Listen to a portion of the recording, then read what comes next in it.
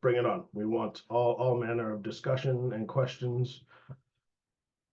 Okay. Can people see my screen okay? Yep, I'm seeing a couple of nods. Awesome. So I start off with an audience participation part, making sure everyone's awake and not just asleep on their keyboard. So the concept of survivorship, although it's quite clear in some people's minds, it's not clear to everyone. And some people have mixed opinions as to what survivorship means or what being a survivor means or surviving something means. So this is where I like to get a little lay of the land in terms of who's on the call tonight to understand what it means to you. So if anyone could type in or speak up and let me know what does survivorship mean to you? And I've got all night. My wife's watching the kids, so I can drag this out for minutes if necessary.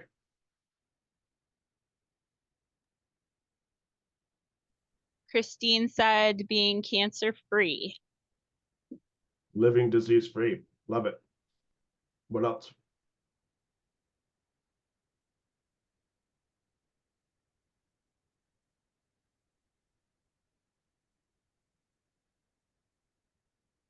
Anything? Okay.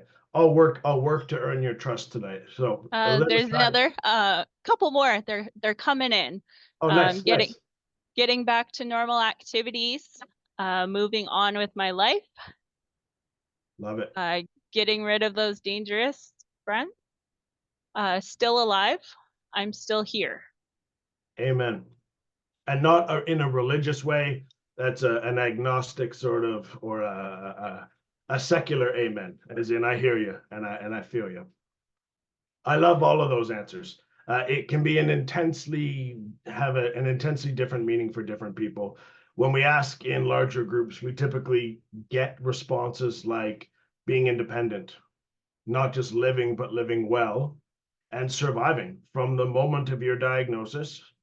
Some people don't resonate with the term survivor, but from the moment of your diagnosis through to the end of your life, whether you're cancer free or not, you have technically survived your disease to that point. So if I use the term cancer survivor tonight, it's really meant in the context of the fact that you're alive and either following along or being put to sleep by my voice on the call tonight. So the question then becomes, what can you do to protect yourself? We know that cancer and cancer treatments can impose a tremendous barrier to your life, to your independence, to living well, to surviving. So what can you do to protect yourself? The things that the way I like to help explain this or to frame this part of the discussion is to sort of map out the different areas of one's life that people could be affected. So we know cancer and cancer treatments could result in increased risks or development of physical health concerns like cardiovascular disease, metabolic syndrome, or hormone issues. It's also associated with a ton of psychosocial concerns, including things like poor body image and self-esteem, depression, anxiety, feeling socially isolated. We know that when we look at big epidemiological studies where we study thousands of people at the same time, we know that some of these conditions are actually linked to each other. So depression is a risk factor for cardiovascular disease. And people living with cardiovascular disease are oftentimes experiencing some emotional distress as a result of it. So we have these types of health issues, but then we have other complex health issues, more complex health issues like cancer-related fatigue, sleep disorders, certainly chronic physical manifestations of pain can disrupt your sleep or contribute to your fatigue. Having anxiety can keep you up at night, prevent you from sleeping through the night, and be contributing to your fatigue. So it's really not clear cut. And I don't want this to be a doom and gloom story. Trust me, it's not. But the question comes down to what, like I said before, what can you do to protect yourself when cancer and its treatments impose such a tremendous physical burden to your well-being and your independence? And you all know why you showed up here tonight, so I won't drag this out any longer than necessary, but you know the answer. It's exercise. Exercise, as we'll get into tonight, is a potent stimulus that every time you train, and we'll demystify the term exercise a little bit and help people feel more comfortable with the general term. But every time you train, it positively influences multiple aspects of your physical and mental health, such that those benefits reinforce themselves and have a cumulative effect over time. So we see for certainly cardiovascular disease and cancer-related fatigue, two big issues in this space. We see that exercise is, in fact, the most effective single intervention strategy to protect or to treat some cancer-related concerns. And I'm excited to get into this content with you tonight. So when we're talking about the broader scope of evidence, I'll break it down into a couple sections here. From prevention to exercise during around diagnosis, during treatment, and into recovery. And what's interesting, although we don't spend much time on it, is there is some preliminary evidence being showing that even if you've developed cancer, everyone on the call here tonight, or your loved one has developed it, it may be possible to decrease your risk of having a recurrence with interventions like exercise, which I think is really compelling. So let's look at it from the prevention context. And again, we won't spend too much time here because we're all here for the same reason. But what's fascinating to me is when you look across some of the major cancer types, you can see that there is strong evidence that exercise reduces the risk of developing certain kinds of cancers by a significant percent. And as more work gets done, we'll see that other very common kinds of cancers may also have a significant risk reduction associated with regular exercise training or being regularly physically active. And let me tell you, if there are drugs on the market producing results like this, they would be prescribed in a heartbeat. So knowing that this is possible with something that is entirely within your control should be really exciting. I won't shit on you, but might be really exciting for those of you that believe you can do it. Now from the time of diagnosis on and preparing you for treatment. And I like to break it down according to a timeline. And to illustrate this point, we'll compare the trajectory of someone who is diagnosed, undergoes surgery, starts and finishes treatment, and then is on their road to recovery. And pick your favorite measure of well-being. This pattern is somewhat universally true for most outcomes, whether it's quality of life or energy levels or functional ability, whatever it is, pick your favorite measure of well-being. And this is generally true across cases. So we see in the post-diagnosis pre-intervention phase, this is the preoperative phase, it's entirely possible, and there's good evidence to show that exercise can help build a physiologic and a psychological reserve before you experience a stress. In this case, it's surgery. And by doing so, it sets you up for faster recovery afterwards and fewer complications after the fact. So even though you have been diagnosed, doesn't mean that there's nothing you can do to prepare for the upcoming surgeries or lines of therapy that you have scheduled. And when we look at systematic reviews on the subject, we see that exercise has consistent positive effects on improving, and this is exercise before treatment, so prehabilitation. Okay, so exercise before treatment has a fairly consistent and robust effect at improving aerobic fitness, improving physical function, and improving body composition, a more favorable muscle to fat ratio. It also decreases the severity of depression, decreases emotional distress, provides a tool to improve your coping, improves cognitive function, because we know there can be cognitive changes that people experience during this from the diagnosis on, and it improves the emotional related aspects of your quality of life. And in terms of clinical outcomes, and this is where some nerds like me get particularly excited, is what if, and it looks like there's emerging evidence to show that, what if exercise, just by training before your surgery or before your first line of treatment, can decrease the number of postoperative complications you have, decrease the length of time you have to stay in the hospital, decrease your 30-day mortality risk, increase the rate with which you improve or recover post-surgery, and decrease the secondary side effects of treatments after you've been exposed to them. You're doing one thing, exercising, and yeah, that may take a couple different forms, but you're doing one thing, and look at all the demonstrated benefits of it. There's no drug on the market that does all of that for you. And you're going to find that I'm going to be a broken record over the next couple of minutes, showing you the evidence phase by phase as we go through here. So now we're reframing to, you've been diagnosed, you've undergone your initial surgery.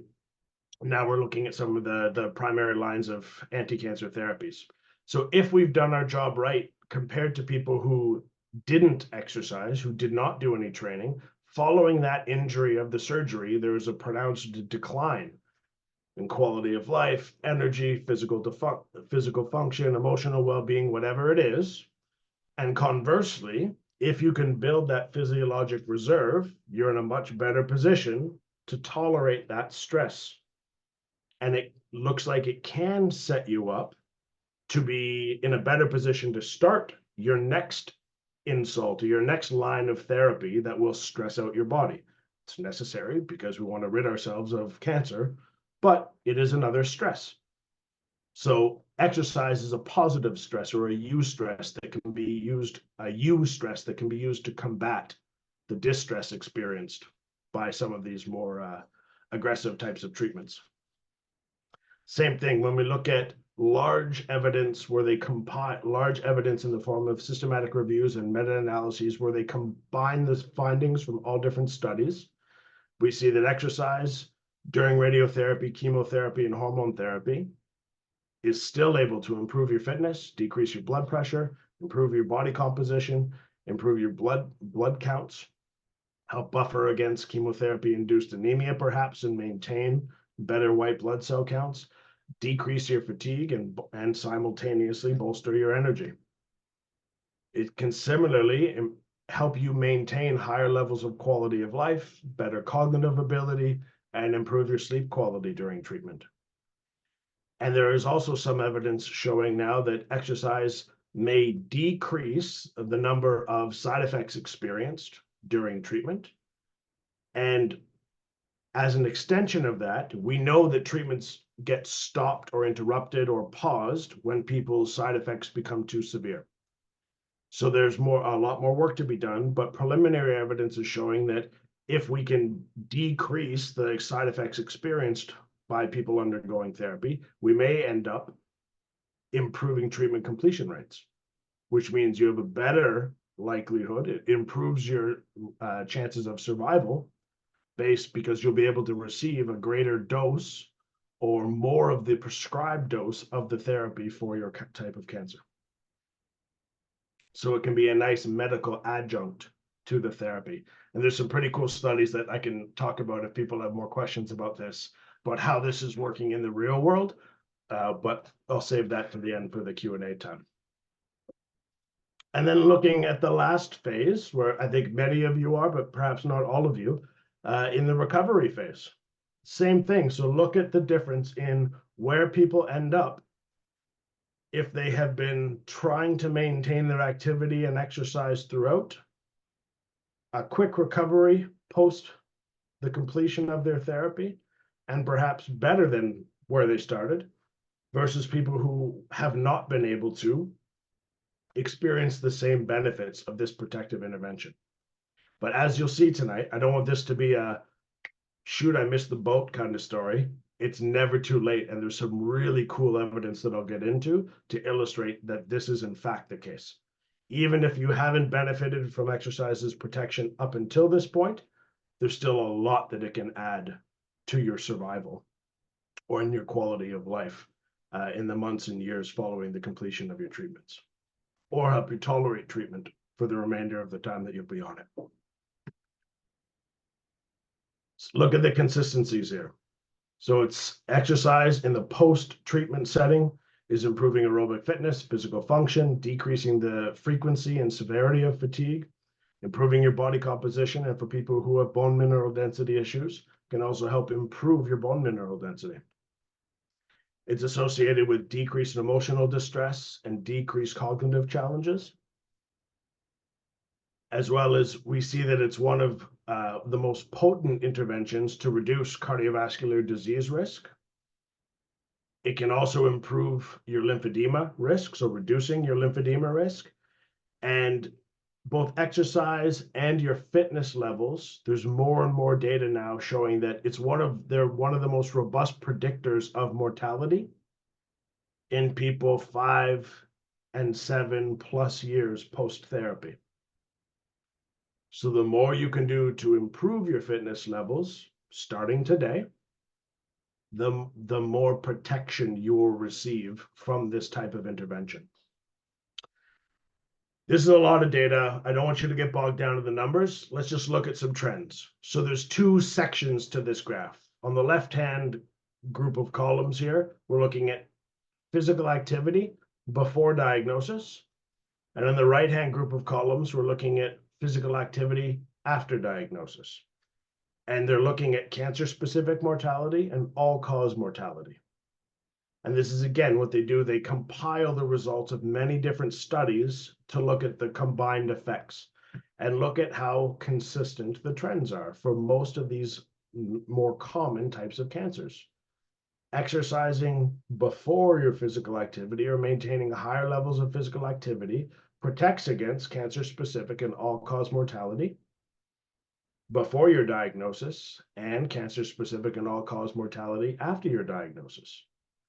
And this study is a couple years old now, so there will be an update coming out soon where we'll see how much extra data we have to fill in some of the blanks for some of the cancers that are not represented here. But like I said, if there was a drug on the market that did this, every physician in the country would be prescribing it. Exercise clearly is more difficult than taking a pill. So there are some extra considerations here, but it works. This is a study some colleagues of mine and I did during one of my first postdoc at Memorial Sloan Kettering. And what we did is we looked at adult survivors of young pediatric cancers. These individuals were treated between 1970 and 1999. And at the time of their first survey, they were on average about 18 years post-diagnosis. Okay? Young kids, diagnosed, still living 18 years later. This is where we're getting our baseline data. So we had data in about 15,000 individuals. The survey was completed in 92. And they looked at the association between vigorous intensity, physical activity or exercise, and mortality 20 years later. That was our primary question. If you were doing vigorous intensity physical activity at this point, 18 years post-diagnosis, how much protection does it confer 20 years after that survey time point? And that's what a lot of epidemiological studies or big population studies look at, cross-sectional or time point associations with a distant time point. But we were also interested in understanding what happens if people change their behavior. And this is really what I just promised you I would talk about, right? Even if you're not doing any vigorous intensity physical activity, what happens if you start doing it? So our second question looked at changes in exercise pattern over the course of 10 years, where the second survey was done about 10, give or take, years later. And we had about 5,500 respondents, data from 5,500 respondents at that point.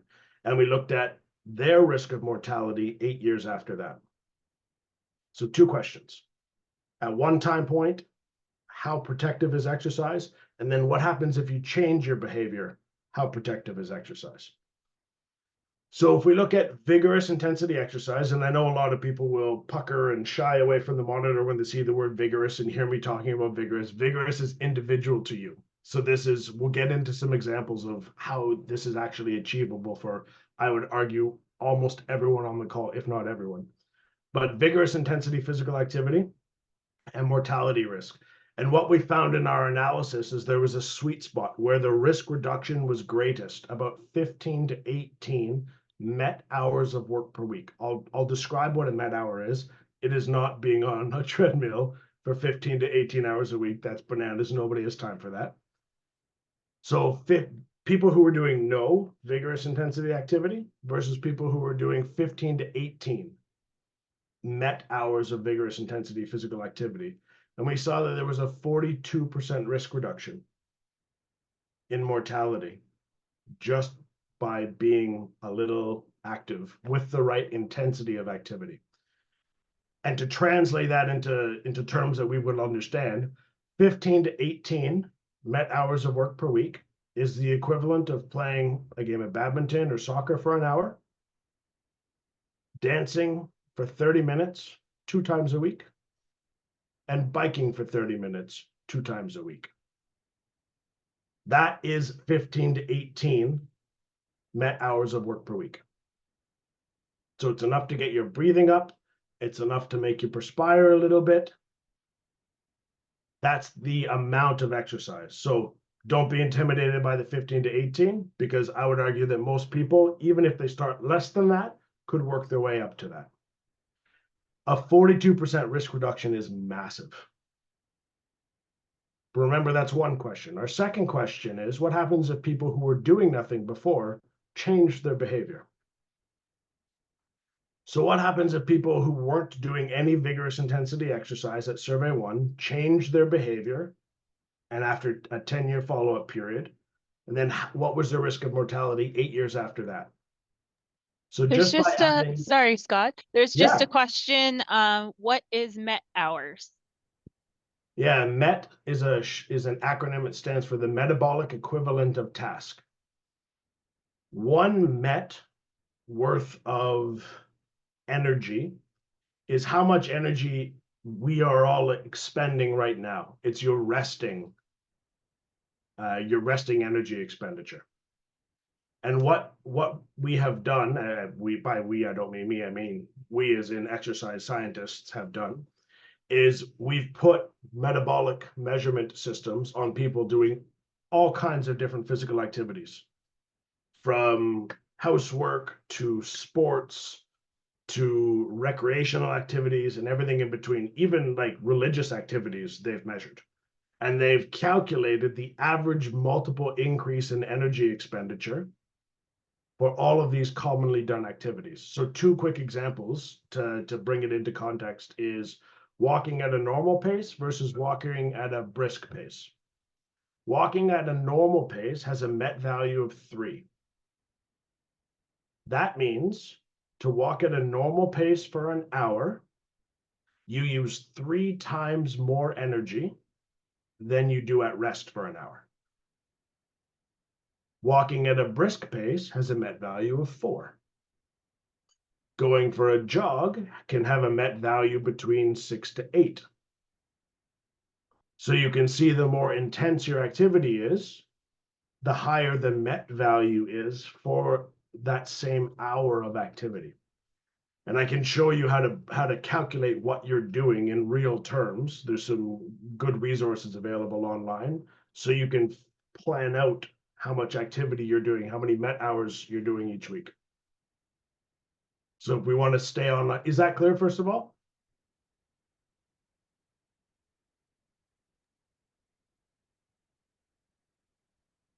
I'm getting a couple nods from Debbie and Soil. You said yes. Awesome. Okay, cool. And again, happy to stay online and keep working through this. I love talking about this stuff. So remember, the people who are not doing any vigorous intensity exercise at the first survey, and then added just 6 MET hours of work of vigorous intensity exercise 10 years later, had a 40% risk reduction. So even if they were doing nothing at the first survey, and they added just a sprinkling of vigorous intensity exercise to their routine, they had a 40% risk reduction in mortality. That's the equivalent of going for 2 30-minute hikes in a week or climbing stairs for 15 minutes 3 times a week. And you could break those down into even smaller amounts if you need to start at a lesser volume of activity. I would argue that within a reasonable period of time, we could get everybody on the line tonight doing this amount of work and setting themselves up for success long term. That really drives, this data really drove home the point for us that it's never too late to get started.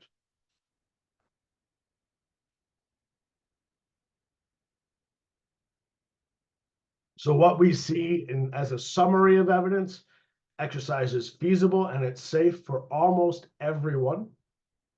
This is the challenge with doing group talks like this, where I don't know the medical history of everybody that's on the call. But in general terms, exercise is safe for everyone. And most people are surprised that even though they're living with multiple comorbidities, it's still safe for you. And there's a safe way that you can approach it. So it needn't be a scary thing. It improves both clinical, physical, and psychosocial health outcomes. And it can improve your quality of life and very likely your length of life.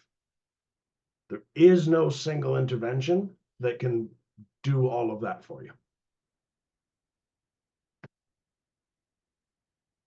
So now let's talk about some exercise prescription principles and what is recommended, for people living with and after cancer. So it's really important to understand that because everyone's health history is so different, that whatever we're talking about, the caveat is it still needs to be personalized to you. So with the right personalization, you can help optimize the safety and the benefits of your exercise prescription.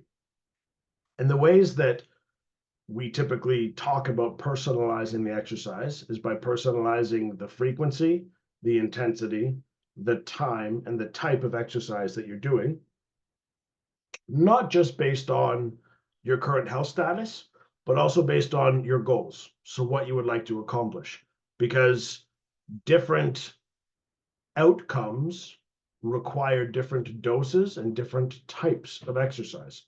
And we're starting to get some of the first data showing unique exercise prescriptions for specific outcomes of interest in cancer and people living with and after cancer. So that's really exciting. We'll get into that here. So the first question I get asked all the time is, what kinds of exercises do I need to do to protect myself? And the simple way I like to break this down is there are aerobic exercises. These are really your living long types of exercises. And then there's resistance training and flexibility exercises. And these are really your living well types of exercises. So I think living long and living well are probably pretty attractive general endpoints for us all. So you can see right off the jump, if you ask me what kind of exercise I'm going to need to do, I'm going to have a 2-part answer. It should involve some aerobic exercise and some resistance training and some flexibility work. Aerobic exercise is the type of exercise that increases your heart rate and your lung activity and improves the efficiency with which your body uses oxygen. So the next most common question I get is, how much exercise do I need to do?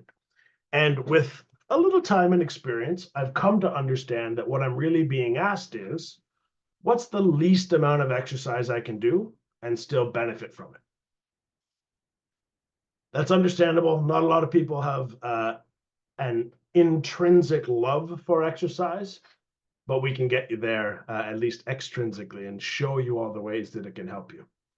So in terms of aerobic exercise frequency, so personalizing how often you're training, ideally aerobic exercise will be performed most days of the week. And we're really trying to encourage people to avoid this weekend warrior pattern of training where you're sedentary all week and then you're really active on the weekend, which may or may not allow you to get enough exercise in, but also increases your risk of getting hurt with overuse injuries because you haven't trained all week. So your body's actually not ready for that kind of stress. And we'll get into some more specific details with respect to aerobic training frequency in some subsequent recommendation slides. Another question we get all the time is, how hard should I be working? And there are some general recommendations, but again, with general recommendations, there are also big caveats. So generally it's recommended that people train, that it's generally safe and effective for people to train at a moderate intensity. And there's different ways that we can define moderate intensity work, whether it's using a little calculation, which we'll do tonight, based on a percentage of your heart rate max, whether it's based on the results of a cardiopulmonary exercise test, where we put you on a bike, we test your max exercise capacity, and we measure your body's peak oxygen uptake efficiency. Or if you don't have toys and time to get that level of information for yourself, a simple rating of perceived exertion or a talk test can really be helpful in helping you gauge how hard you're working. And like I said before, different types of outcomes will require different doses or different parameters of exercise. So lighter intensities of exercise are good for improving lymph circulation. Moderate intensity exercise, especially longer or larger doses of moderate intensity exercise, seem to be the most effective at in improving glucose metabolism. So for people with concerns around diabetes, slightly like sort of not vigorous intensity, but moderate intensity, longer duration seems to be the most effective type or training approach to improve metabolic outcomes. And vigorous intensity exercise, so the stuff that really gets the heart going and really gets you breathless, is much more efficient at improving your aerobic fitness. And we just talked about one of the benefits of aerobic fitness being that it's one of the best predictors of mortality in people living with and after cancer. So getting a little of that type of work into your routine also has pronounced benefits. So an exercise that we can all do now together, and we can slow down to make sure that we have time for everyone to work through who chooses to. So one way to gauge your exercise, this is the heart rate max option that I talked about. So it starts by doing taking 220 and subtracting your age. Taking that number and multiplying it by the percent of your max that you would like to achieve with your exercise training. So an example we worked out. So for a 55-year-old individual, we saw back here that we want them to be training at a moderate intensity between 64 and less than 76% of their heart rate max. So this is these are the values that we're trying to calculate. So 220 minus 55 is 165. And then you multiply to get the low end of your range. You do 165 multiplied by 0.64, so 64%. And that gives you the low heart rate range for your moderate intensity exercise. And then you just do the same thing for the upper heart rate range for your moderate intensity exercise. So 165 times 0.75, or 75%, gives you that upper range. So for this individual, someone who's 55 years old, using the heart rate max method, their target training heart rate range would be between 106 and 124 beats per minute when they're exercising. And that's supposed to be a TO, not a T0. Just found a little typo there. Any questions about that before we move on? There is just a question, not about that, but just wondering on type of exercise recommendations when dealing with chemo-related neuropathies. Example, difficulty walking long distances. Fantastic question. Very common question. And for that person, I'd like to get into some specific recommendations at the end. So if it's okay that if we could put a placeholder in that and we can come back to talk about that at the end, there's a couple things that ought to be considered to do that question justice. Would that be okay? Yep, she said thanks. Perfect. So what if you don't have a heart rate monitor and you're just lousy with trying to take your own pulse, which many people are? There are other ways to gauge your exercise intensity. So rating of perceived exertion really relies on an individual's subjective perspective or perception of how hard they're working. There's two scales that are typically used. One is a 6 to 20 scale and one is a 0 to 10 scale. But in effect, they do the same thing, and I'll use the 0 to 10 scale just for ease of demonstration here. So basically, what the task is to be, let's say you're on a walk with your friend, and then you would just mentally take a break, keep walking, mentally check in with yourself and ask yourself how hard you're working on a scale of 0 to 10. And depending on how hard you're working and how well you're able to listen to your body, you can pretty reasonably estimate how hard you're working if you train yourself to be able to listen well enough to you. So a moderate intensity range is between, say, 3 and 4 or 3 and 5 out of 10. So the next time you're out for your walk, walking your dog, or the next time you're out having a swim or riding a bike or whatever it is that you do, ask yourself how hard you're working. And if your answer is somewhere between a 3 and a 5 on 10, you're probably working in and around a moderate intensity. Another way to achieve this that I think is actually somewhat more effective, even though it's not as precise, is the talk test method. This requires that you're comfortable looking and sounding like a bit of a crazy person, because it requires that when you're walking down the street, even if you're by yourself, you have to try and talk out loud. So if you're walking with someone, you can disguise your craziness a little bit. But the idea is that at different thresholds or at different intensities of training, your breathing pattern changes. So at a lighter intensity of work, you can basically complete full sentences, maintain casual conversation, and not really need to pause to take a breath. Once you get into that moderate intensity range, you will be able to get out most of your sentences and be able to maintain mostly normal dialogue with the person that you're exercising with. But as soon as you cross that threshold and get into the upper intensity range of exercise, you're stopping every couple of words to take a breath because you just can't get enough oxygen to your muscles that you can sustain that kind of conversation. So this method does require that you speak aloud and assess how frequently your breathing is interrupted or your speech is interrupted by your breath. But it gives you a pretty good physiologic indicator of how hard you're working, which is why I like that particular method. All of these approaches do require that you practice and get comfortable. And sometimes, or what I often like to do is put heart rate monitors on people while they're doing this stuff, asking them to check in with themselves so they can see what their heart rate range is while they are reporting an RPE of 5 or 6, or they're speaking at what we would consider a moderate intensity of exercise because they're being interrupted occasionally. Does that make sense? Awesome. Moving right along.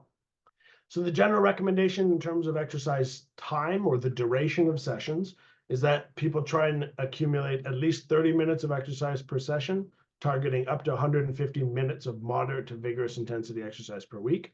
But you can certainly break this down into smaller chunks if you're not able to train for 30 minutes at a time. So you can do 3 10-minute chunks, and that would be just as okay. Audience participation time. What is the single best type of aerobic exercise? I really want to know your thoughts on this.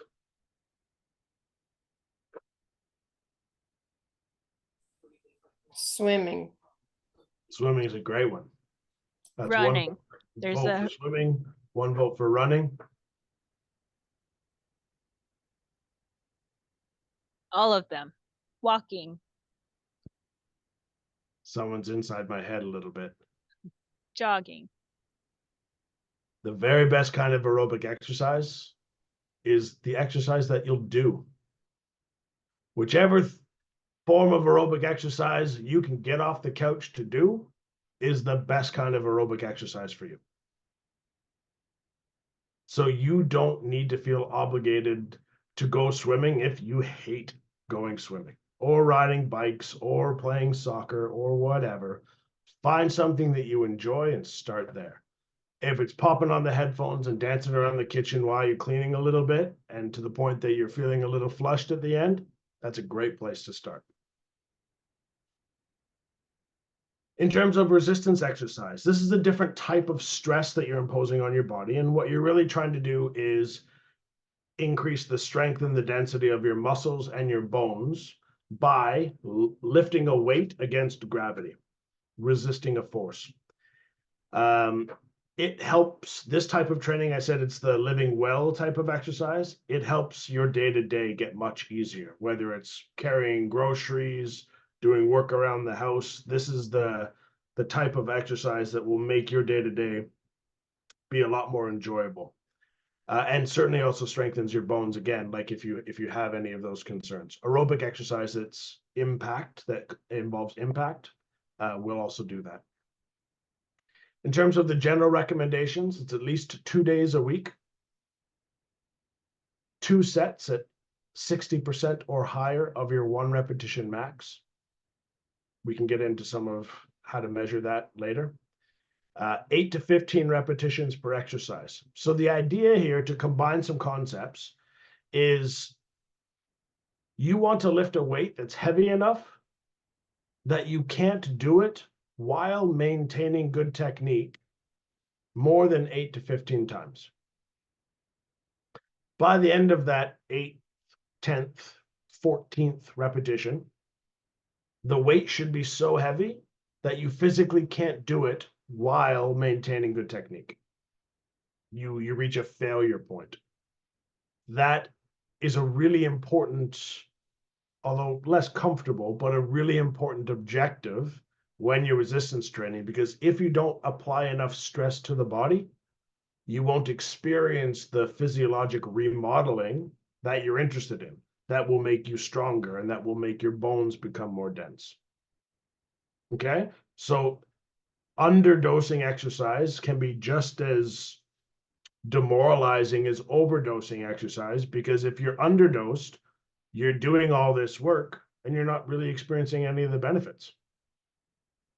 Similarly, overdosing can predispose you to injuries, and then you're feeling down and out because you tried to exercise, you overdid it, and you're feeling pretty blasé about it.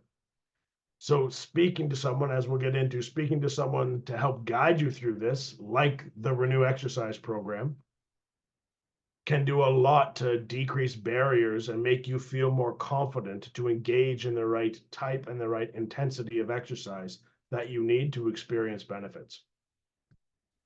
So there is a question. It says, I still have a port. Can I do resistance training? Absolutely. And we'll get into this in a couple of slides as well, but just to address it while we're here, there's no contraindication necessarily for a port, but you'd want to, with the permission of your surgeon, to do a couple of things. You want to keep monitoring the site to look for new redness or irritation to see if the movements that you're doing are causing any local inflammation or swelling. And you would also want to limit the range of motion that you use with, I'm assuming, the upper left arm, perhaps. Yeah, you said it's a port, right? So yeah, with likely the upper left or right, I don't know, depending on the person. You would want to make sure that, let's say you're doing a chest exercise, so you just wouldn't let the elbows come too far behind your body so you're not stretching that pec muscle too much. you would just use a reduced range of motion. So you're still able to engage that muscle, but without really going to end range either way. So there's definitely safe ways that you can do it. Same thing for people living with a PICC line. A lot of the risk management comes down to starting at a lower intensity weight, progressing slowly, vigilant monitoring of the site where your device is implanted, and limiting your range of motion, at least while that device is there.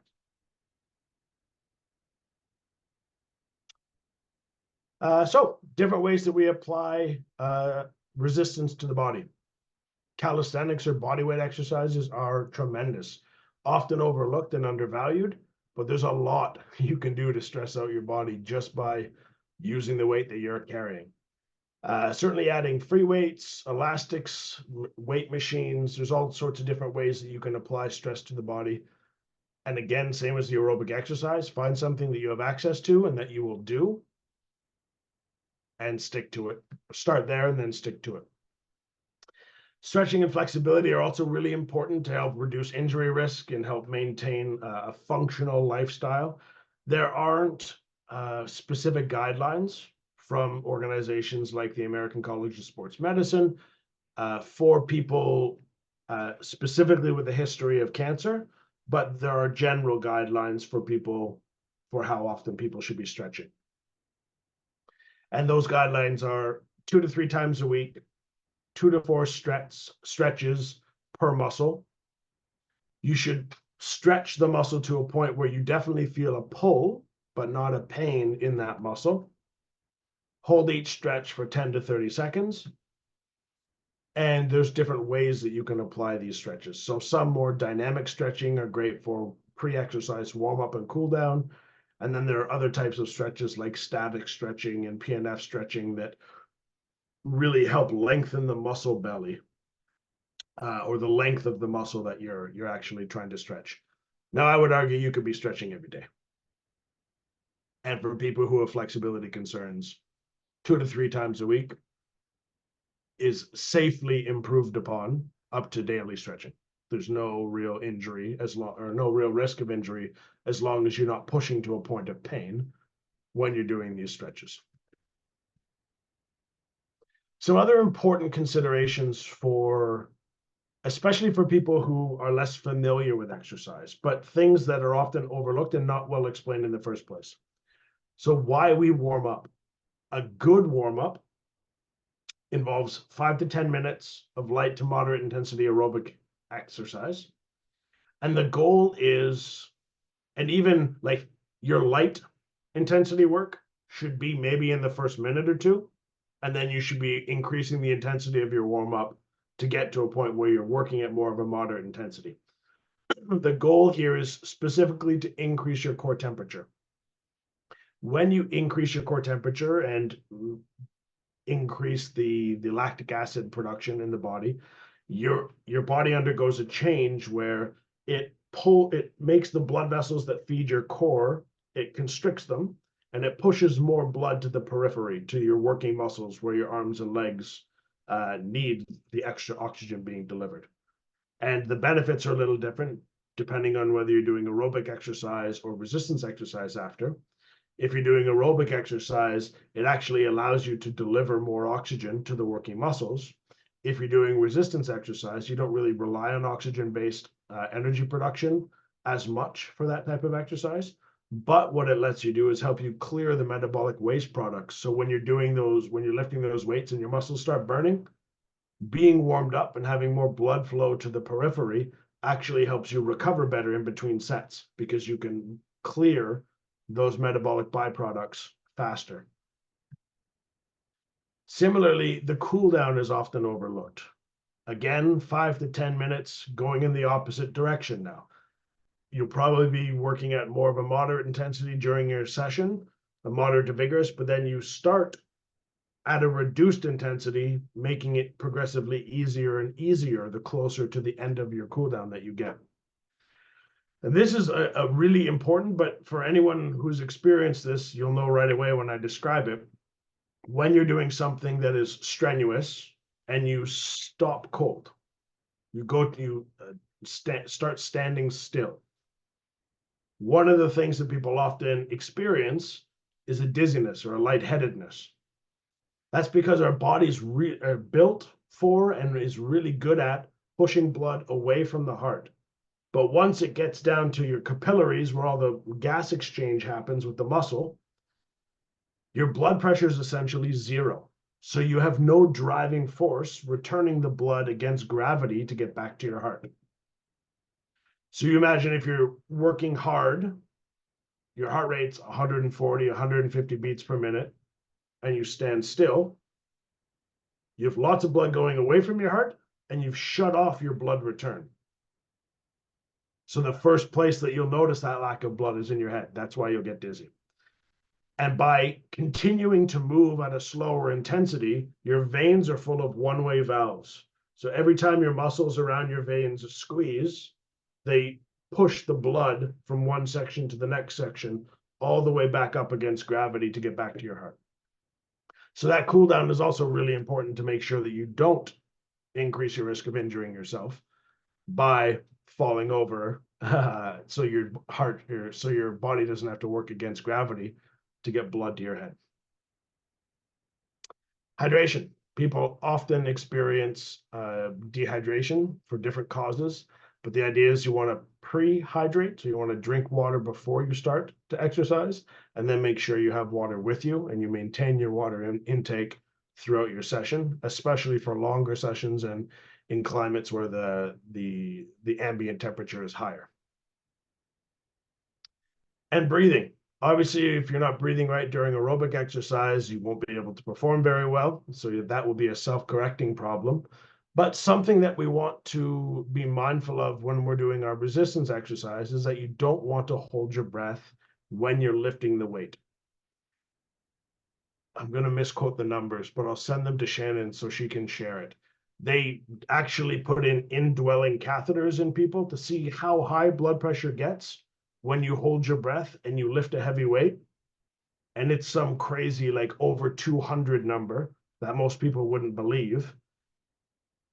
So the idea is by exhaling when you lift something heavy, you're releasing some of that intrathoracic pressure, so you don't get as big of a blood pressure spike when you do that repetition.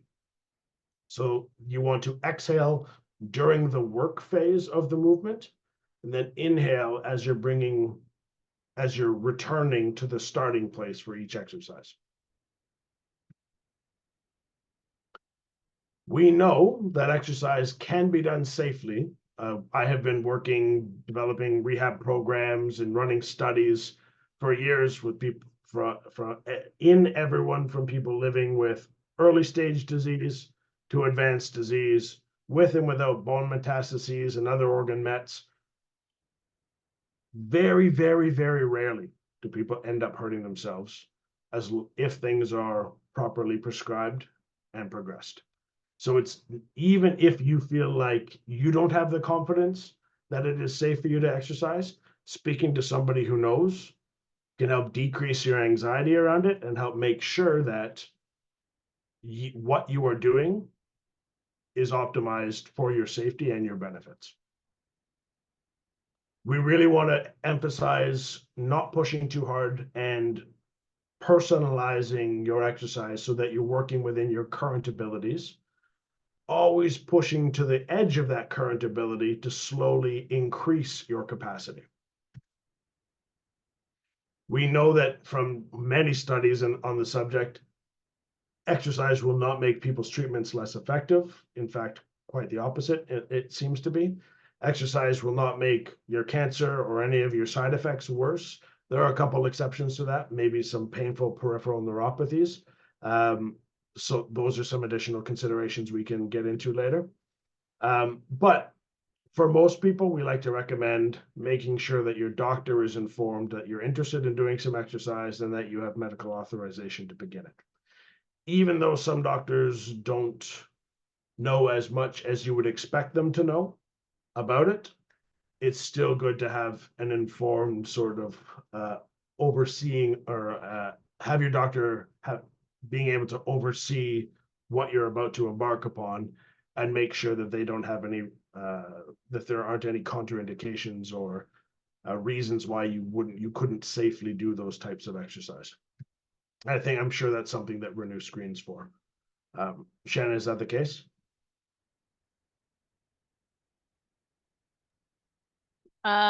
We're not quite doing exercise at this point, so.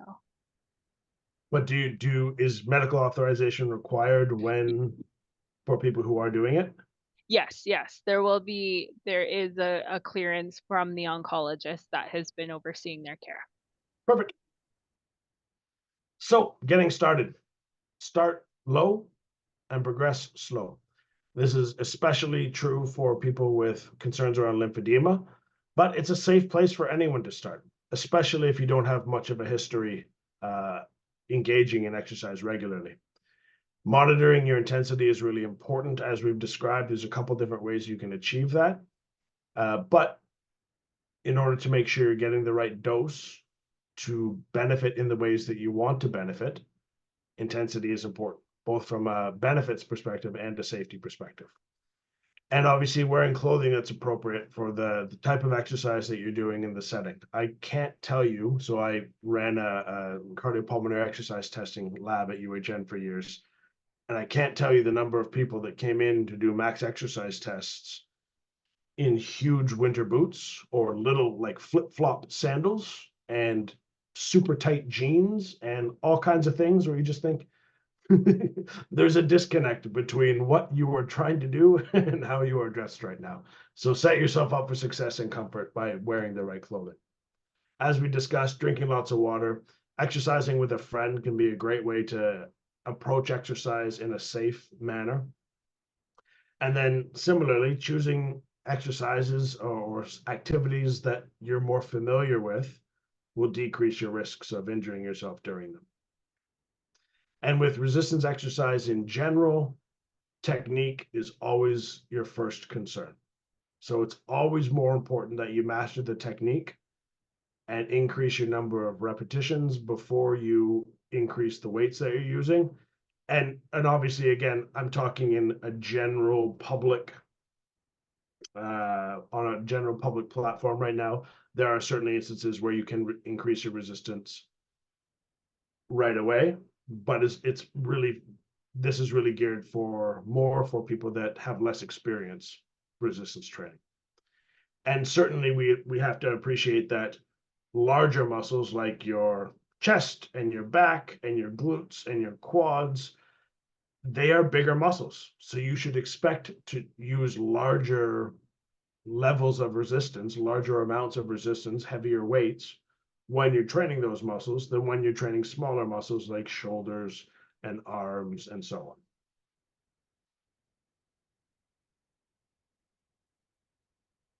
on. Injury prevention being the name of the game, especially in the context of making sure that you're doing the right technique, it will often be the case that it would be advisable to change your exercise or to take a break, or to change your exercise if you start developing any unusual aches and pains. You want to rest muscles in between exercise sessions, at least 2 days between more strenuous bouts of resistance training. And feeling sore after resistance training is normal, but having a high level of pain in your muscles following resistance training is not. So you should be achy.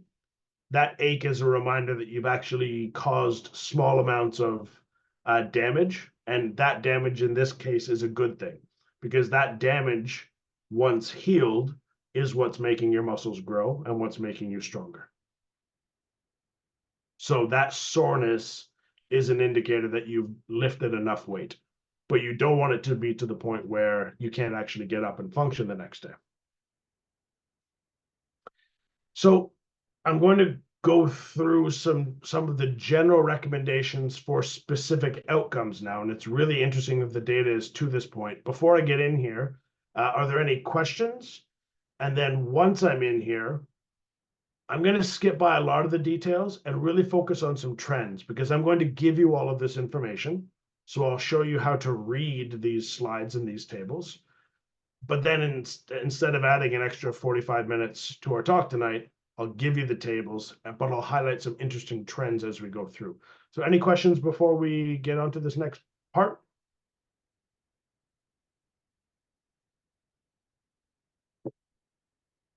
Okay.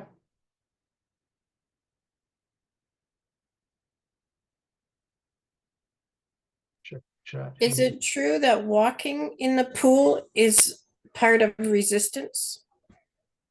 Well, the water imposes resistance on the body.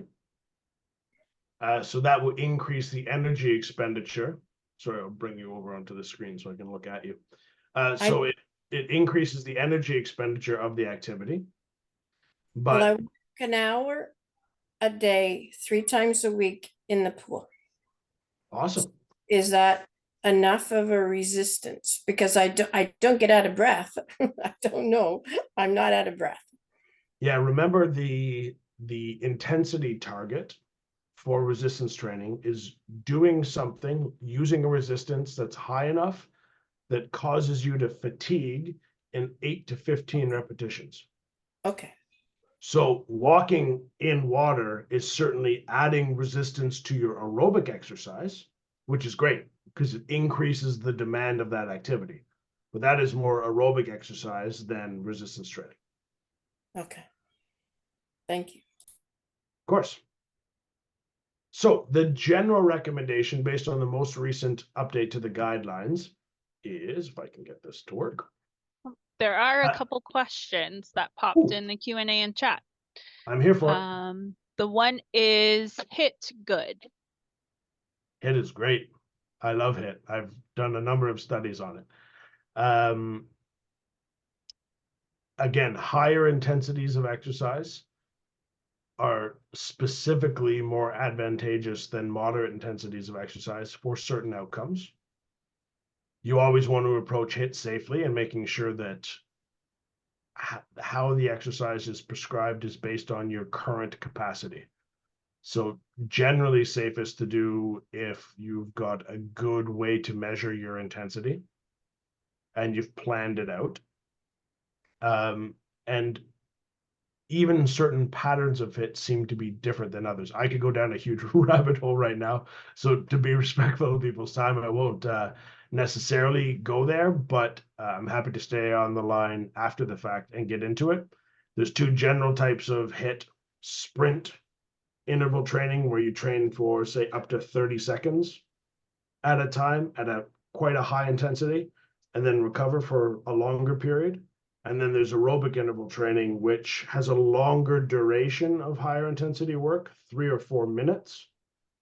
And then between a 3 and 4 minute recovery period in between those intervals. We can, if you're interested in learning more, I'm happy to stay on and talk about how these different types of HIIT exercises seem to influence the number of improvements across different outcomes and the size of the improvements across different outcomes.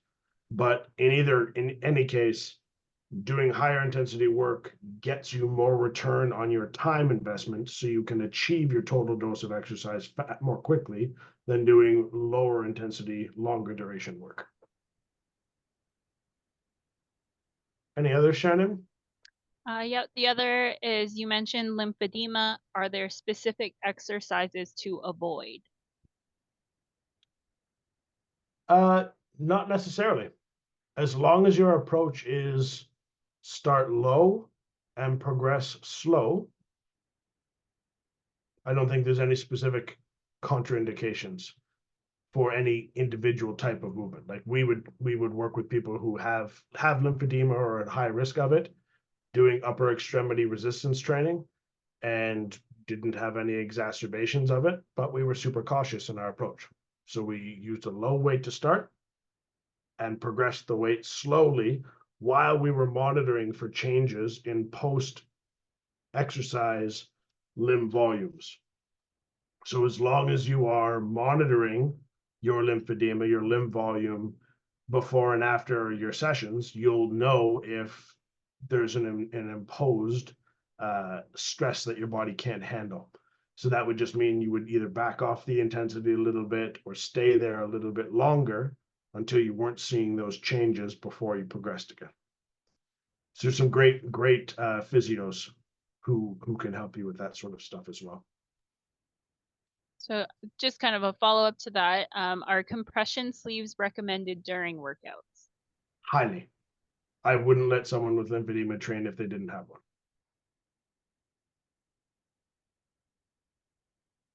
Because you can make things worse if you don't use that type of support.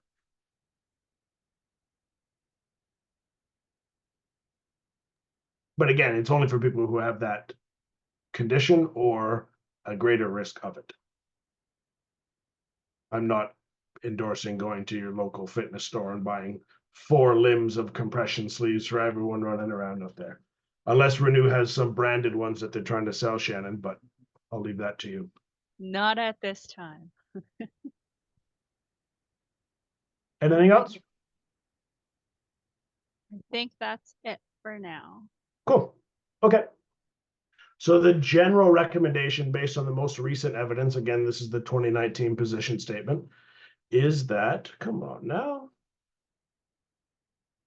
is that, like we've discussed, moderate intensity exercise, aerobic exercise at or greater than 30 minutes, at least 3 days a week, is generally safe and generally effective at improving most outcomes that exercise can improve. As a starting point, that's a safe starting point. And for resistance training, 60% of your 1 repetition max, 2 sets, 8 to 15 reps, at least twice a week. That's your starting point. Now we'll get into some outcome specific deviations from these general prescriptions. And again, I'm not going to focus on all the details. I'll try and point some of the differences out to you and some special considerations. So these are the exercise recommendations for people looking to improve anxiety. So you can see how under aerobic exercise, all these tables are structured the same way for familiarity. So you've got aerobic exercise, resistance exercise, and combined. And you've got your intensity, your duration, your frequency, your length of intervention, so in a number of weeks, where you do the exercise and whether or not it's supervised, and if there is evidence of a dose response, meaning if there's evidence that the more you do, the greater you will benefit. Okay, so all of these tables are built the same way.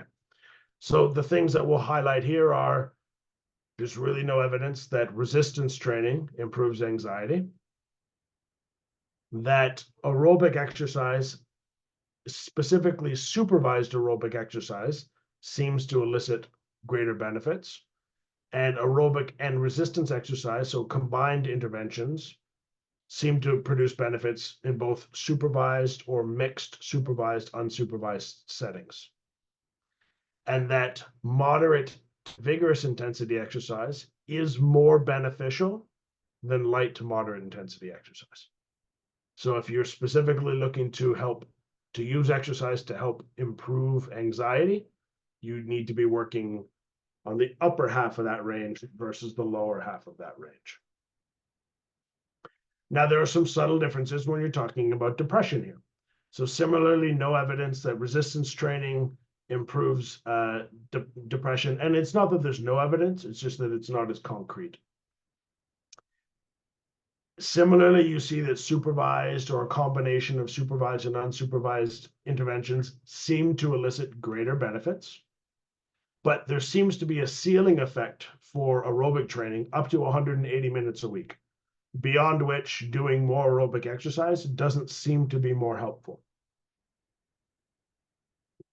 But that's interesting that up to 180 minutes a week, there seems to be a dose response. So the more you do, the greater you will benefit up until that point. Here we're looking at the effects of exercise or optimal prescription considerations for fatigue. So you can see we're working in this moderate range in general. I've run some studies and there's some other studies that would suggest that higher intensity of work is actually beneficial here as well. But we're talking in general terms, So moderate intensity range is what we're talking about here. A mix of both supervised or unsupervised. Setting doesn't seem to be as important at improving fatigue status as long as you're doing the work. And there's a possible greater benefit with increases in the duration of your exercise sessions and increases in the overall program length. So doing something for 4 weeks will not be as beneficial as doing something for 8 or 12 or 16. And I've run a study where the people who were the most fatigued, it was a HIT study in testicular cancer survivors. The people who were the most fatigued had the greatest improvements in their fatigue status doing high intensity interval training. So it may seem counterintuitive that if you're tired, and this is, again, this is Cancer Fatigue Services, you see where I believe the value add is for my role here, but it seems counterintuitive that when you are tired, doing exercise is the way to break that cycle, but it really is. It's the single best intervention for it. Interestingly here, we see that light intensity exercise does not seem to induce any benefits at all on cancer-related fatigue. So the old adage that doing something is better than nothing, while that is true, it just doesn't seem to help improve fatigue. So you do need to get into at least a moderate intensity of exercise in order to experience any of the protective effects of exercise on improving fatigue status. Health-related quality of life, here supervised or a combination seems to be more effective than unsupervised exercise. A combination of aerobic and resistance training seems to be the most effective, but that kind of checks out, right? Because I said aerobic exercise is living long, resistance exercise is living well. So if we're talking about health-related quality of life, a combination of those two exercise approaches likely returns the best benefits. Here for lymphedema, you can see that really the evidence we're talking about is resistance training, and there hasn't been much, or there's no evidence that aerobic training or combined aerobic and resistance training will improve lymphedema. But similarly, there's no evidence that doing aerobic exercise or combined training makes it worse. So you don't need to be concerned with, unless you've got lower extremity lymphedema following a pelvic or an abdominal surgery, there you would need to be more mindful. But for upper extremity lymphedema, you can do aerobic exercise, and again, as long as you're watching it, you're not really increasing your risk of injury there. And all of the interventions that were tested or included in this review recommended starting with a supervised portion to teach the right movements, to teach people how to progress their exercises safely before moving on. Start low and progress slow. Oh, I jumped ahead. Aerobic exercise is safe. You're not going to make your lymphedema worse with it. And then physical function, you can see again, supervised, generally speaking, more effective than unsupervised. There's a lot of influence here from adherence and making sure you're receiving the right dose. Oftentimes when we're training on our own, we don't hold ourselves as accountable as someone who is overseeing us exercise will. And that's in fact part of what you're paying for. But you get in what you get out of it what you put into it. So investing in this part of your life is oftentimes the best way to ensure its success. And I'm a little less certain of, because I don't know the studies that demonstrated this, but they're recommending at least that, or suggesting at least that unsupervised programs need to achieve a higher energy expenditure or a total dose of work in order to be as effective to achieve the target improvements in physical function. And for community-based interventions, they were typically more successful if they met in groups and used behavior change strategies, probably specifically what Renew will be doing when their exercise program gets up and running, to improve physical function, particularly in older adults.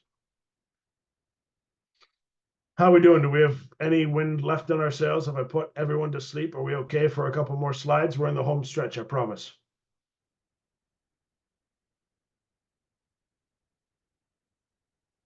Sohail isn't staring daggers at me right now, and neither is Debbie, so I'm going to go forward with renewed confidence here. So the last piece of this journey is really talking about like the safety of exercise and things that people should be mindful of when they're approaching exercise.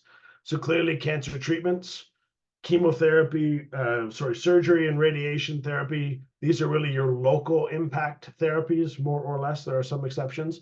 And then chemotherapy, radiotherapy, hormone therapy and targeted therapies are more of your systemic therapies. So the risks or considerations differ as a function of whether they have a local impact or a systemic impact. And then other things like lymphedema, changes in your bone, in your muscle mass, and your bone density will also impact the safety of your capacity to exercise. Changes in your blood factors, red blood cells, immune cells, presence of pain, any sort of skin irritation, particularly from radiotherapy or post-surgically, and the presence of fatigue. These things can all affect your ability, your capacity to exercise and the safety of your exercise. It's not to say that you can't do it if you're experiencing them. You just have to approach it the right way. So surgery specific limitations really all boil down to the systems and the structures that are affected. You really don't want to rush back into an activity and disrupt your wound healing. I have seen so many people lose reconstructions because they've rushed back into doing something that has damaged or caused an infection in the local area and caused them to be hospitalized, and ends up being an absolute nightmare. So take wound healing seriously. Obviously, if you've got embedded a device, as we'll see next, or an implant, you need to make sure that things are healed properly before you start pushing yourself. And again, this ties back into our port conversation. So the ports or PICC lines, it's safe to train with it. You just want to monitor for signs of irritation and limit your range of motion, and always with the advice of your surgeon. But it doesn't mean just because you have these indwelling devices, doesn't mean that you can't be training. Radiotherapy and brachytherapy, the way that I like to explain this is, obviously your body has tons of different types of tissue. And if you draw a straight line through any part of your body, I have less here, but any other part of your body, there will be multiple systems and structures that are affected. So when you're concerned, when you're wondering about, okay, how safe is it for me to be training, think based on my exposure to radiotherapy, think of anything that connects or that could be impacted between those two dots. And that the risks change as a function of where your radiotherapy is being administered, right? Chemotherapy, hormone therapy, targeted therapies, because they are systemic in nature, it actually doesn't matter how they are being administered to some extent, because they travel throughout the body and they can interfere with the structure and function of multiple types of tissues and energy systems and so on. So we often see that there will be phases of blood values and energy levels and symptoms. You're all familiar with this, based on time since exposure to your treatment, or whether you've had a steroid as part of your treatment or not. So you want to vary your approach to exercise in phase with those natural oscillations. So and check in with yourself. On a day where your energy is 4 out of 10, don't try and do an 8 out of 10 workout. Do a 4 out of 10 workout and feel good that you actually committed to yourself and got that done. You don't need to push through things that are being imposed on you. There is obviously some component of being strong mentally and pushing through, but there's certain things that we don't recommend you push through. Fatigue is a tough one. There are at least 10 treatable causes of cancer-related fatigue. And the interesting sort of physiology at play is when you look at those treatable causes and then you map the established benefits of exercise therapy onto the pathways that cause fatigue, you see that exercise actually positively influences every single one of those pathways. So although people who present with fatigue all have different combinations of factors that are causing their fatigue, exercise is still a universally beneficial therapy. And it's the only one that that is universally recommended by the Oncology Nursing Society in the US. That's how strong the evidence is for it. But there's no extra points for pushing through when it's not reasonable to do so. So if your fatigue is severe, you need to be kind to yourself and not push through it, and you'll need to take breaks if you feel like you are increasing or getting to a point where your fatigue could be exacerbated. Energy conservation is critical. So if you've only got a certain number of hours within your day where you have the energy to do things, you'll need to strike a balance of honoring your life commitments and engaging in protective health behaviors like exercise to break the cycle. So so planning your week becomes particularly important.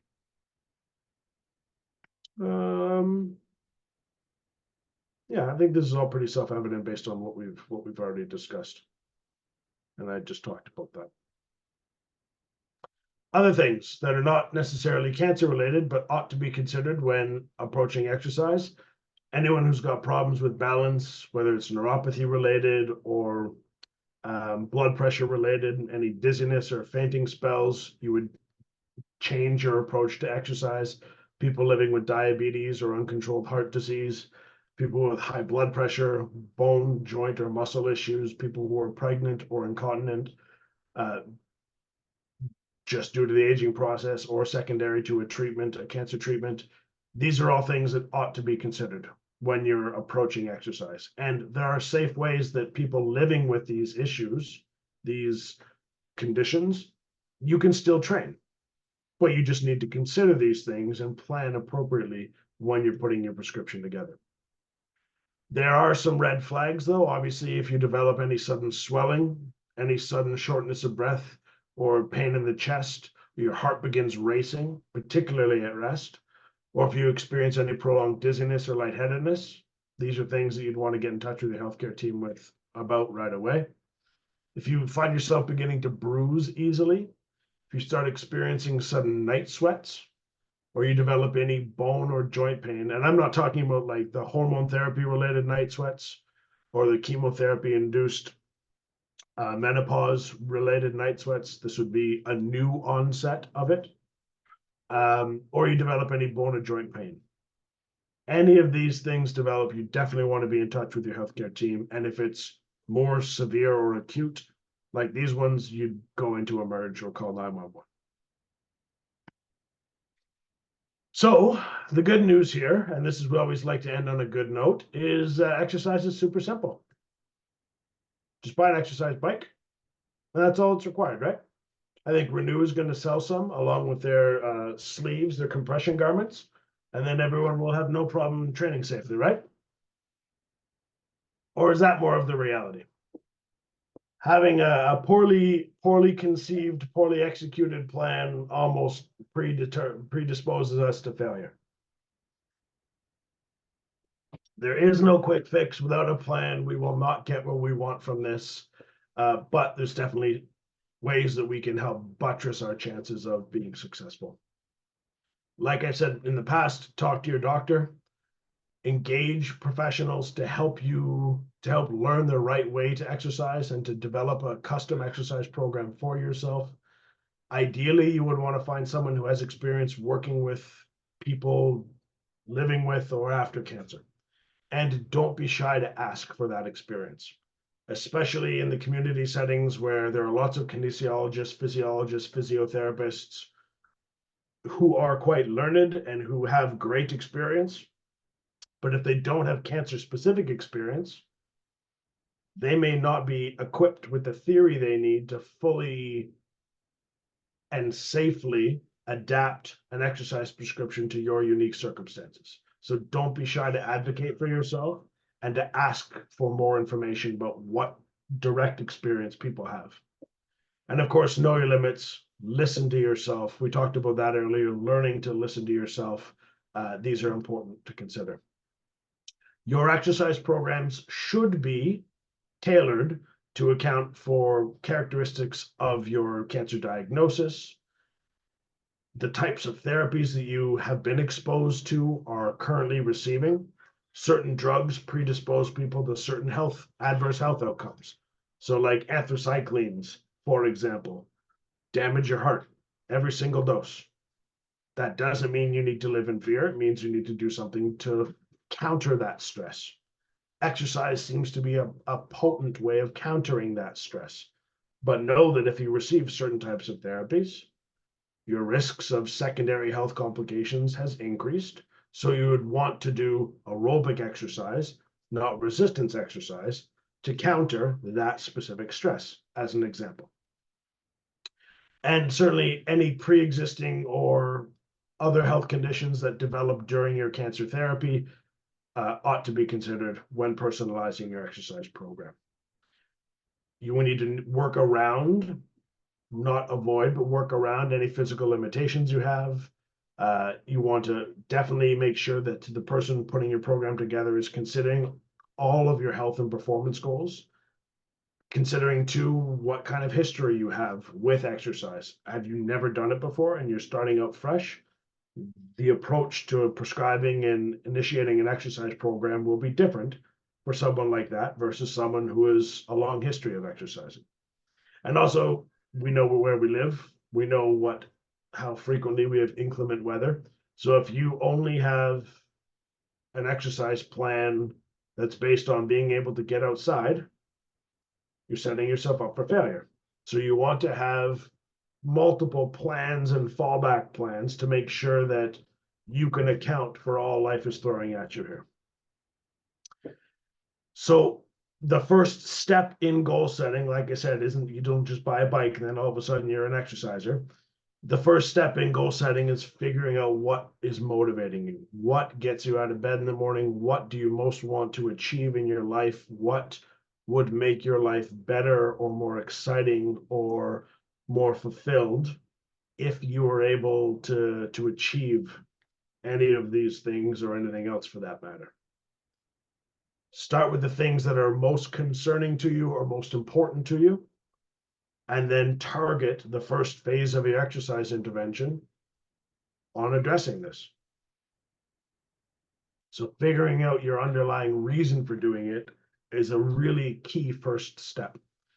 And then I'm sure many of you have heard of this before, setting SMART goals. So you want to be specific. So if your goal is to say, I'll be selfish and use a fatigue example here. No, I won't. I'll use a return to work example. So let's say your goal is to get back to doing a landscaping job that you have been doing for 25 years and you really want to get back there. Setting a specific goal is being back at work full-time, 5 days a week. It's measurable because you know you've set a number to it. So it's being back at work full-time, so your full normal work day and 5 days a week. So it's quantifiable. It may be slower to achieve the more lofty your goal is, but your goal needs to be realistic. For most people, they can get there, but depending on how far away they are from that goal when they start, it just may take a little longer to get there. But that's why engaging with someone to help you plan and execute can be really important. The relevance ties in coming back here, because if it's something you don't care about, it almost doesn't matter how well you plan. If you don't have an intrinsic motivation, an internal drive to achieve this thing, it will be much harder to achieve than if you just know it's good for you, and that's why you ought to do it. I haven't seen anyone put shoes on for more than a week, knowing that it's because it's good for me, I should be doing it. That doesn't get people motivated. So making sure that whatever the goal you're setting has relevance to you is really important. And then make yourself accountable. Set deadlines for yourself. And like I was saying before, to make sure that your goals are realistic, you may need to set a series of short-term goals to work up to your long-term goal of getting back to work 5 days a week, full-time in your landscaping job. And just doing aerobic exercise to prepare for a physically demanding job like a landscaping job won't get you there. It would need to be a combination of the two. So depending on what your goal is, all the other things that we've talked about tonight are still relevant. Oh, and we're at an hour and a half, and I better hurry the heck up. We're at the end, I promise. And what I can do is, this is all pretty intuitive. It's all pretty clear, so I can kind of skip through it so we have more time and people have more energy to focus through some discussion after. So ways, strategies to keep yourself on track. Understand your needs, boundaries, and barriers. Monitor your symptoms and your side effects. Plan your schedule accordingly. Start small, challenge yourself. One thing we really promote is noticing and keeping track of the emotional after effects. If every time you train, you resent the heck out of me for suggesting it at first, but then you feel like $1,000,000 after, just documenting that for yourself, saying, I felt like I had a 4 on 10 energy before, I was really in a bad mood, but after doing my 15-minute walk or whatever it is, I felt like I had the energy to get up and rearrange that closet that I'd been putting off. Or I felt in a good enough mood that I could get out and go be social with my friends after. Focusing on that after effect can really help reinforce the behavior. Be kind to yourself. We all fall, we all fail. I'm glad my wife isn't here to tell you about all the ways in which I live that truth. But be kind to yourself. Don't expect too much, but keep a realistic thirst or hunger towards achieving the goals that you're setting out for. And like I said before, focus on your best exercise. Do the things you like to do. Have distractions around you while you're doing it. Exercise with the group if that's something you enjoy, or by yourself if that's something you enjoy. Lots of people, myself included, like technology. Set up a space. If I can swivel my camera here, I've got my TRX wall straps here and an exercise bike beside my computer. So on days I can't get out or days I don't have enough time, hop on the bike for 15 minutes in the afternoon, and then I'm back doing work again. There's little things that you can do to always keep it at your fingertips. And reward yourself. And if there are any dietitians on the line right now, I apologize, but give yourself a little snack. Have that little extra bit of chocolate or whatever it is that you need to reinforce that good behavior. We're in the home stretch here, people. Exercise is safe at any time following a cancer diagnosis. Exercise is effective. It is a multi-system or pluripotent therapy that simultaneously improves almost every single body system and positively influences multiple physical and psychological outcomes. There is no single intervention that better supports multiple aspects of your health and well-being. We are getting to the point now where we're starting to tailor our exercise advice to improve specific outcomes. That's really exciting. So we know what things will and won't work, say for anxiety or depression, for example. And we know that there are many ways to harness the protective power of exercise to improve your health, your happiness, and how long you're living. Figure out your strategy, engage with Renew, engage with your friends, figure out what you need to do, and then get busy moving. With, of course, the understanding that there is certainly some motivation required. Thanks very much.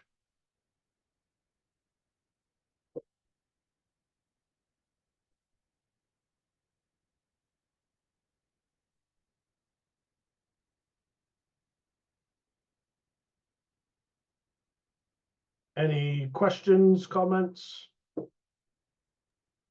Yeah, there is one in the chat here.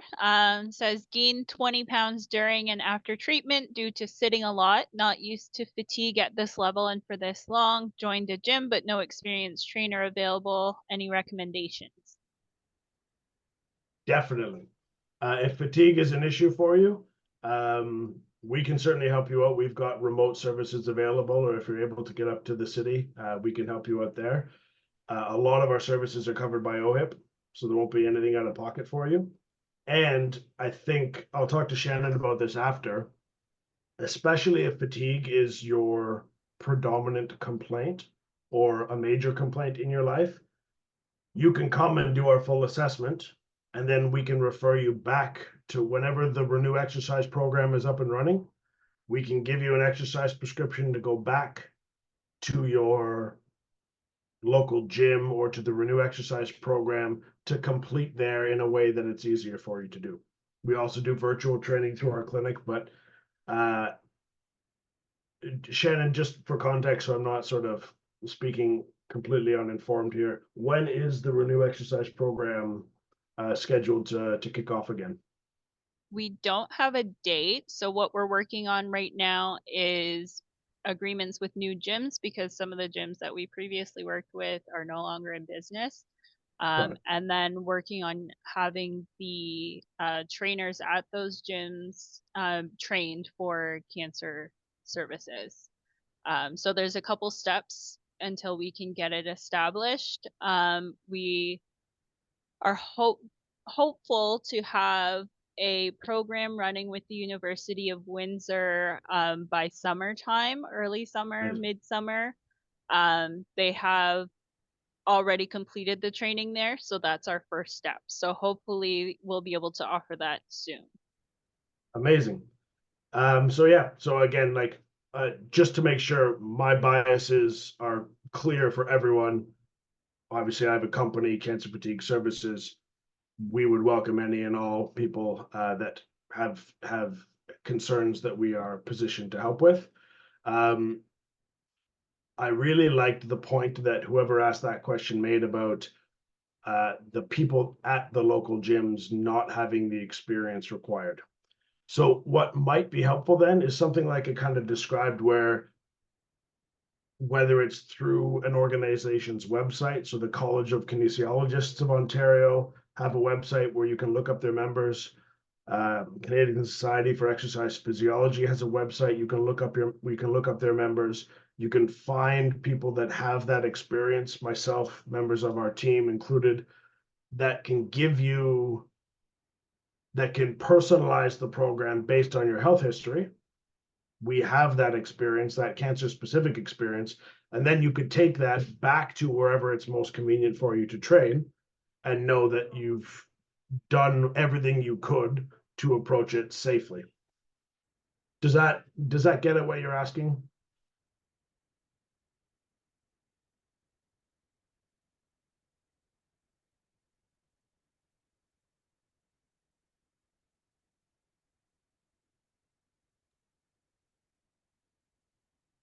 Shannon, any indication if I was Yeah, she said thanks.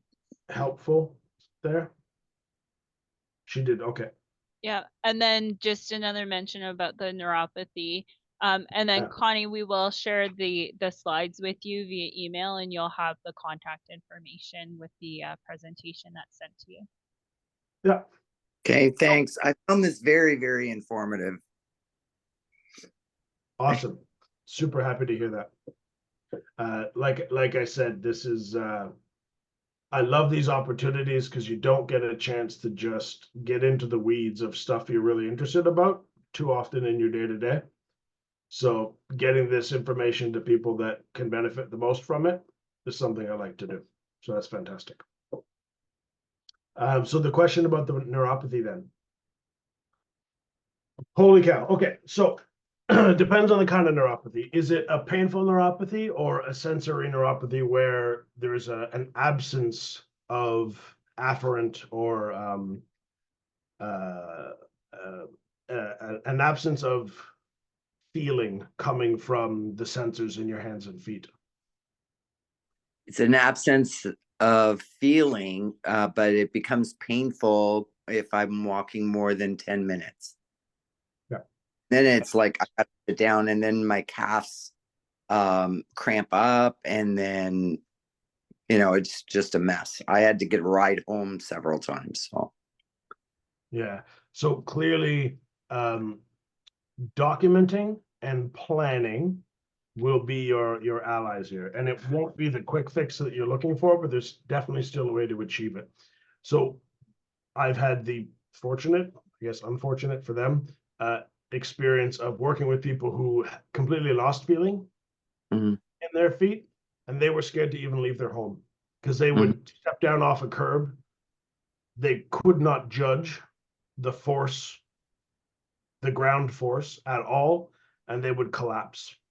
And it was extremely anxiety provoking for them. So, not personally, but I do have that experience helping people through it. So, the first part is documenting your personal reactions to different types of exercise stresses. So, you're saying walking for 10 minutes, and then all of a sudden, that lack of sensation then changes into more of a painful sensation. Is that correct? Yes.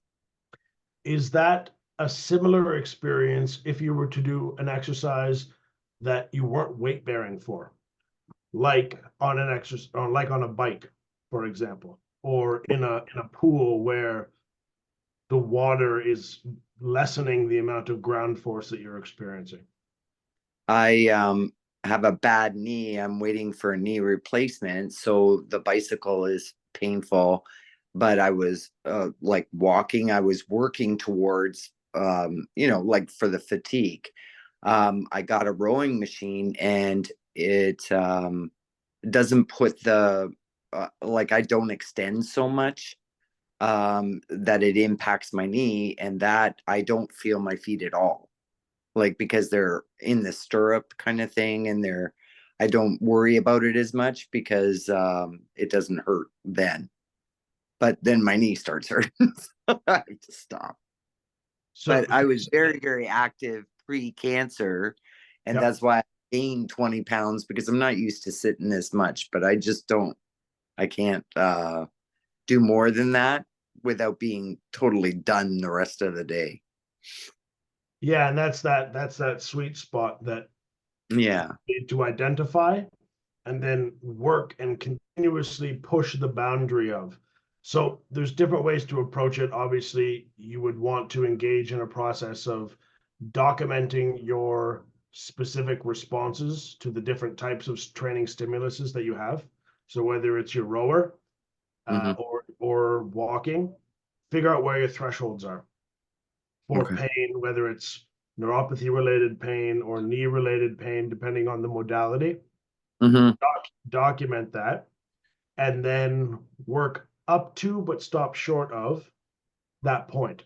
So could you, for example, go and walk up and down? How are you with stairs? Oh, terrible. They said, forget it.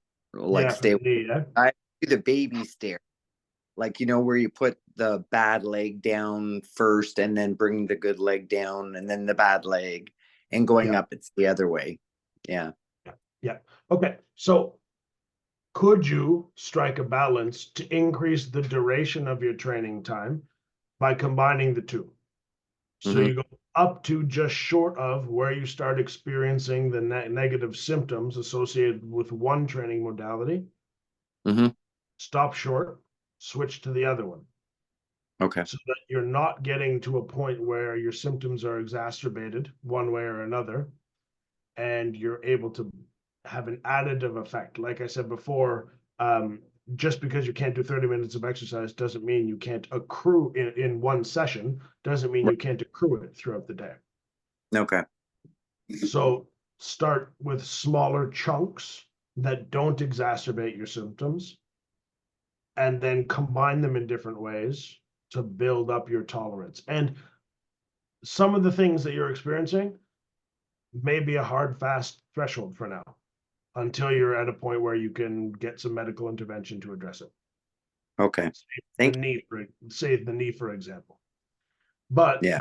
there might be a tolerance threshold that we can push back with the peripheral neuropathy that with time and patience and consistency, we can extend that length of time that you can be on your feet before it starts getting painful.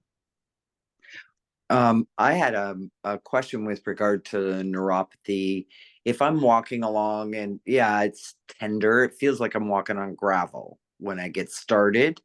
And then it gets progressively more numb, let's say. I'm not making the neuropathy worse if I push through that. Am I? No, No. Okay. the nerves, the damage is the damage. Yeah. And the mechanism of injury is not weight bearing. So Okay. by weight bearing, you're not increasing the likelihood of you exacerbating that injury. Right. Okay. Thank you. Of course.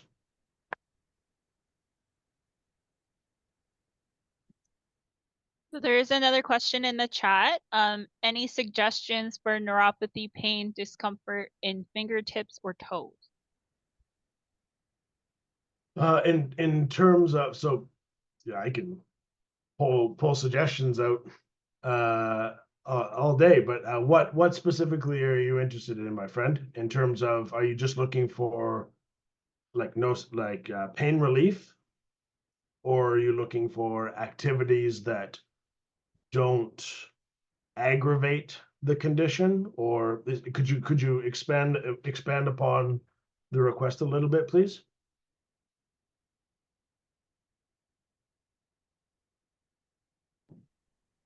Yeah, sure. It would be looking for any suggestions for pain relief. Pain relief. Have you spoken to your doctor about it? Not recently, no. Okay, so that would be your first. That would be your first stop, is to explore, because is depending on. First of all, I'm not a pain expert, and I'm not a physician. I'm a PhD, so I'm a kind of doctor that studies people, but doesn't really help them in the same way that a medical doctor does.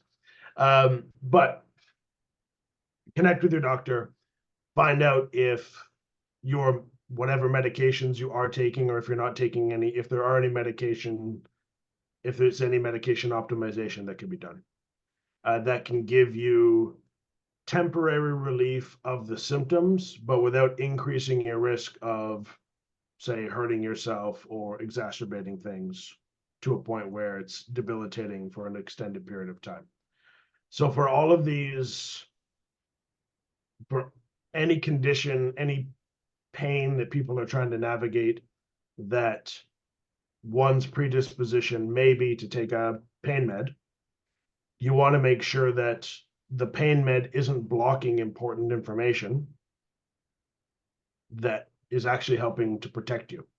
So for joint injuries, for example, we don't recommend too much that people take heavy doses of pain medication and then push through joint injuries, because they're actually doing more damage.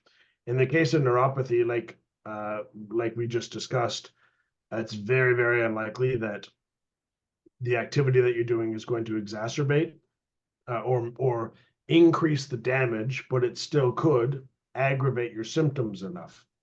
So I would start with medical management of the painful stimulus that you're experiencing. And then once you've got a strategy in place there, then to connect with someone like myself or anyone else with the right experience that can work through different types of activities that, or different, like you could work with an occupational therapist, for example, and they can, if say gripping is painful and causes a painful stimulus, there might be like wrist straps or something that you can use to support your exercise that lessens the pressure on your fingertips, so you can actually do more work with adaptive equipment that people use in the gym all the time anyway. You see all kinds of people using these little adaptations or pieces of equipment in the gym to help them lift more. You would just be using it for a different purpose. So there's probably strategies that you could explore once the pain management strategy is in place. Then you can work at adapting different types of activities that give you the benefits that you're seeking without really exacerbating the condition. Does that help at all, Dave? It does. Thank you. I had when I was walking and I had the gravel on bare feet kind of feeling, I used that Trauma Care cream. It's an analgesic cream, but it's totally herbal, I guess. And before I went for my walks, and it make like where I could go 15 minutes instead of the 10, if that helps. Cool. Thank you for sharing that. Yeah. But the Voltaren and Biofreeze and stuff weren't as effective, and I felt better about using the Trauma Care because it's all herbals. So, and the oncologist said it wouldn't hurt. So Nice.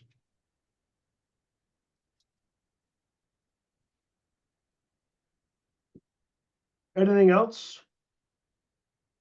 I know this has been a long session, so I'm fine to pause for the cause if people need, but like I said before, I'm available anytime. So if people want to reconnect, just as an extension of this conversation or for any other purpose, I'm happy to.